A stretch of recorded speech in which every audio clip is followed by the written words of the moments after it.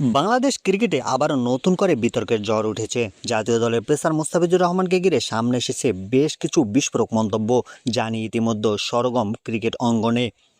লাইভে এসে মোস্তাফিজুর রহমান সরাসরি প্রশ্ন তোলেন সাবেক অধিনায়ক তামিম ইকবালের ভূমিকা নিয়ে। তিনি বলেন, তামিম ইকবাল এগুলো কি শুরু করেছে। তিনি আরও অভিযোগ করেন, তামিম আস্তে আস্তে তার আসল রূপ দেখানো শুরু করেছে, সে আস্তে আস্তে বিসিবিকে শেষ করে দিবে। এই বক্তব্যের মধ্যে উঠে আসে বিসিবির সাম্প্রতিক একটি নিয়োগ ইস্যুও। জানা গেছে, মাসরুর হোসেনকে বিসিবির লজিস্টিক ও প্রোটোকল বিভাগের সদস্য সচিব হিসেবে দায়িত্ব দেওয়া হয়েছে। তিনি সাবেক যুব ও ক্রীড়া প্রতিমন্ত্রী সাদেক হোসেন খোকা এর সন্তান এবং বর্তমান প্রতিমন্ত্রী ইশরাক হোসেনের সহোদর, এমন তথ্য সামনে এসেছে। এই নিয়োগ নিয়েও প্রশ্ন তুলেছেন মোস্তাফিজ। তার মতে, বিসিবি যদি শেষই না হয়, তাহলে এমন একজন ব্যক্তিকে কি বিসিবিতে নিয়োগ দেওয়া ঠিক হয়েছে?